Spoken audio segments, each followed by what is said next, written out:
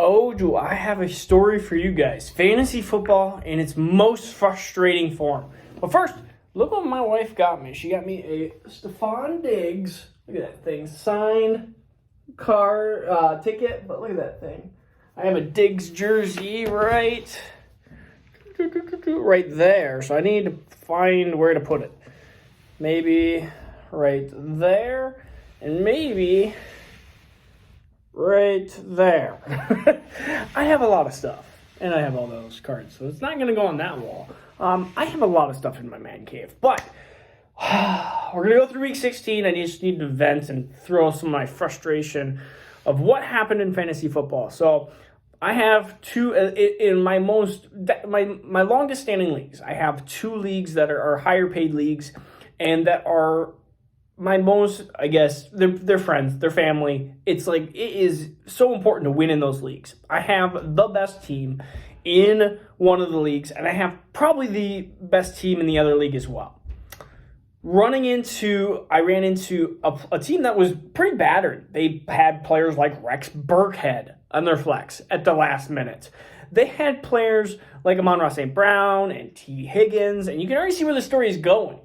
Is I had Jonathan Taylor and Tom Brady and CeeDee Lamb, and my team just had the week where some people had this last week, and it just did not perform. Tom Brady had an game. I had Ronald Jones as kind of a sneaky pickup a week or two ago that he didn't do amazing.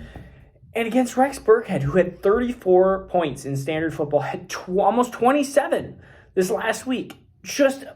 If you just take away that, if he goes back to his average of 5-6 points like he has been doing, I win the game.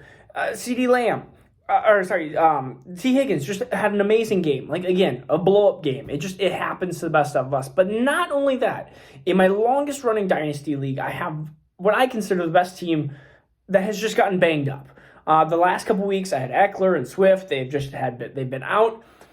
I am down. I'm getting against T. Higgins because why not? T. Higgins just hates me. Why can't it be a Jamar Chase week? I am down, I think it's 32 points in fantasy football, and I have one player left.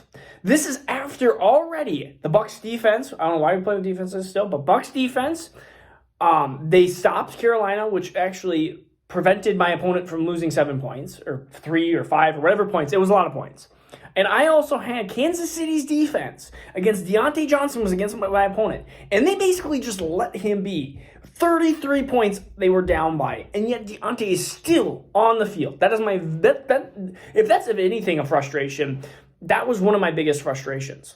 Why is Deontay Johnson still on the field? Like, he shouldn't be on the field. They're down by 33. Stop going for it on fourth down. Just the game is over. Stop playing for these imaginary garbage, super garbage. Like, you could get a player hurt. So could Kansas City. Like, you're supposed to be playing backups at that point.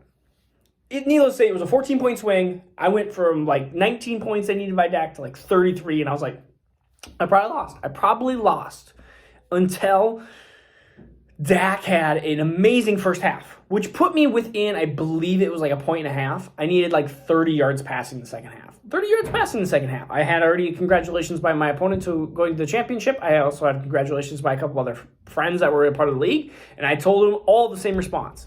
They are up 42 to 7. I was like, this is not over. 30 yards may seem like a lot, but it's going to seem like an eternity. I think he got 15 in the second half, and I lost by a point or half point. It was a half point. Whatever it came out to, I lost by a half point. I needed 12 more yards or 15 more yards or whatever it was. I was so angry. I was so upset in the first place. I'd rather have Dak have 13 points instead of 32 or whatever he had. So that is my frustration. And so if you made it this far and you haven't left the video, we're going to go through some week 16 stuff. We're going to go through Titans, 49ers, A.J. Brown. Of course, A.J. Brown had a superb game. Again, an amazing game for A.J. Brown. He was the only Titan that did anything of relevance. And the 49ers, Jeff Wilson started off hot, had a touchdown, had over 50 yards rushing, but they just kind of got left away from him. He was a guy that I really... I put him in a lot of lineups because I had all this different injury concern with Eckler and Swift, and we just didn't know with COVID and injuries. It's like, you don't know if they're going to play. So Jeff Wilson was, I thought, a good play, and then they just decided to rely on Garoppolo, which was a horrible idea. Kittle had a bad game. Debo, of course, did amazing. So when we go to the Browns and Packers, Chubb, amazing game. Aaron Jones had an game. You're talking about 8-9 points in standard. And then you have the Packers who Devontae, Lazard, and Aaron Rodgers had all good games. I would say Rodgers had a good game, and Devontae had a really good game. And Lazard had a really good wide receiver, like a wide receiver 2 on the Packers type of game. He had a really good game, and he almost had the second touchdown, but he had one touchdown. And then you look at the Cardinals and Colts. Jonathan Taylor, the man I've been riding so long, is disappointing. He only had 105 yards rushing and no receiving yards. So that was disappointing. Wentz threw a touchdown to Duhan or whatever the guy's name was, and then also threw into T.Y. So if you look at the Cardinals, Kyler had a pretty good game just because of his big rushing. He had like a 50-plus yard rush. Or else he had an game. Christian Kirk, bunch of garbage, like a little bit of garbage time here and there. AJ Green was non-existent. Ertz had an okay matchup. It's one of those that a lot of people were putting Ertz in because of Kelsey with some of this COVID stuff going on, which was a good play. It ended up being that Kelsey did not play. So Giants and Eagles, you look at Giants, they were just a mess. And Eagles defense, they scored a touchdown. Eagles, I mean, you look at Hurts, he had a decent game. Devontae Smith is a huge buy in the offseason when we're going to be talking about Dynasty. So know that he's going to be a huge buy. I am all 100% into Devontae Smith. I hope that Jalen Hurts isn't the quarterback there, but I mean, he is what he is. He's the QB RB1 on that team. Vikings Rams, this one hurt me the most because, of course, being a Vikings fan, I had Justin Jefferson against me in a league as well, and Justin Jefferson had over 100 yards receiving, but nothing crazy. Same with Cooper Kupp, nothing crazy. Kind of a decent, an okay game, but just not the touchdown that you're looking for. You need that touchdown in a lot of these playoff games, and so you're missing out on that. Alexander Madison, disappointing game.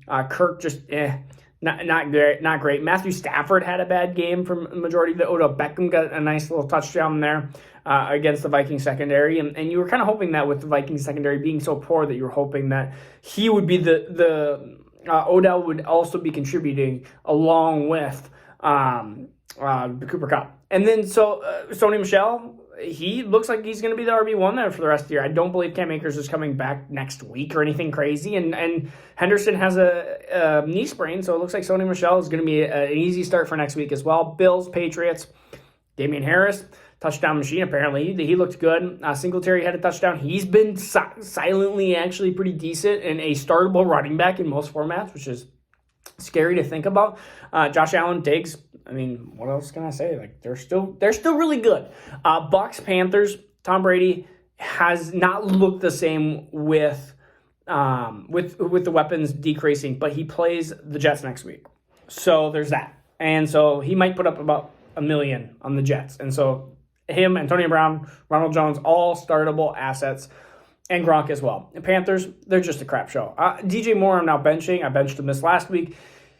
You just can't believe in him. You just cannot believe in that team because they are so poor at the quarterback position. Darnold looked horrible. Cam Newton looked horrible. And Hubbard did not look like anything. If a team is most desperate for quarterbacks, I would say Panthers and Broncos. There's other teams that are desperate as well, like Pittsburgh, but I would say Panthers and Broncos desperately need to have CMC. They have, even Hubbard's not a horrible running back, and they have Robbie Anderson and Terrace Marshall and DJ Moore, and they just do not have a quarterback that can throw them the ball, which is super disappointing. Jets, Jaguars, Michael Carter had a good rushing game. I don't even know what you want me else to say with this game. This game was pretty bad. James Robinson, it looks like an Achilles injury. He'll be out for the rest of the year. It sounds like if that is a torn Achilles, you're talking about potentially missing out next year as well. So Travis Etienne, this is where that you're going to be seeing what that first round pick has in store, and you might be seeing Travis Etienne with a huge it'll be interesting to see where he's in redraft. I think he deserves to be, if James Robinson is not playing next year, a third round redraft pick, which in Dynasty you're looking at somebody that's going to be a huge boomer bust. Can he support what that's going to look like. And I think the Jaguars, they either have to re-sign Carlos Hyde or they're going to have to find another running back if James Robinson cannot go next year. So that's a huge thing. We're just speculating that it could be a torn Achilles, but it may or may not be at this point. Lions, Falcons, Amon-Ra St. Brown gets 1 million catches, and so that was super frustrating against this guy. Oh yeah, by the way, I had Kyle Pitts against me too, over 100 yards. That was against this guy. And so just these players that it seemed like I was hoping for just one of these players just to not perform like amazingly or over projections, and it was just like just nasty.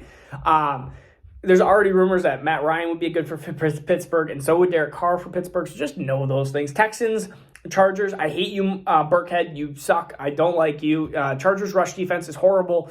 So in DFS, just play whoever's playing against the Chargers rush defense because it is pathetic.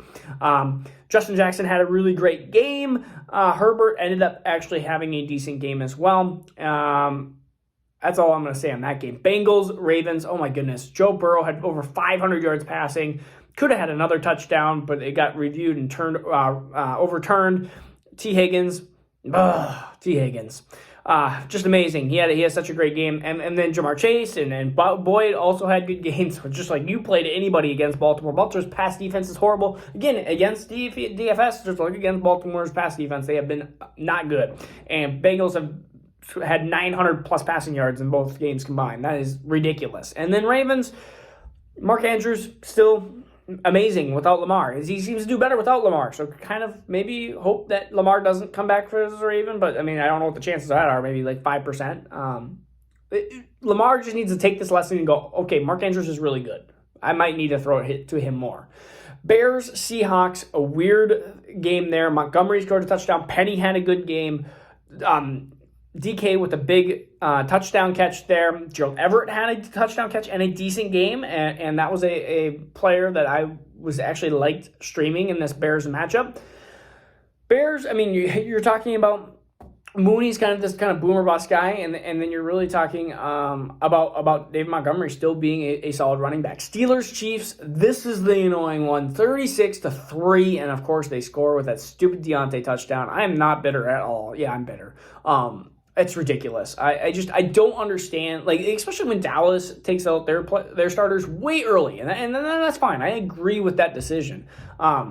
It's the Steelers thing that, we need to come down and score a touchdown to make ourselves feel good. It's like, no, just this is why people get hurt, and players have gotten hurt in the past in the final minute, and they go, well, it's a worthless game, and you're down by 33, what are you doing? And for me, it cost me a fantasy potential championship, and so that makes me mad. That makes me mad when coaches do dumb stuff. Like, let's just say that didn't happen, and I would have lost by a half a point even with the Dak thing. That's fine. I understand. I understood that call. I was more mad with that decision with the Chiefs. Tyreek Hill, you're starting him. Mecole Hardman, if Kelsey's going to be back, so I don't think the Mecole Hardman or Pringle thing is going to be a thing, but Clyde Edwards-Helaire is definitely a player that with collarbone injury might have a broken collarbone. We don't know, but Darrell Henderson would be the key. Broncos, Raiders, real quick, and then we'll do Washington, Cowboys. Dak, Cooper, Lamb didn't have a great game. That's all right. Dalton Schultz had a really good game. Washington, nothing. Raiders, kind of same thing. Broncos, I mean, this was just a game where no one wanted to perform. And so we'll go through week 17. It's so weird to say. Week 17 here soon, maybe either today, tomorrow or on Wednesday. But we'll go through here soon, all right? This is Marcus Dynasty with Dads. Peace out. Take care. Hope everyone got to the championship game.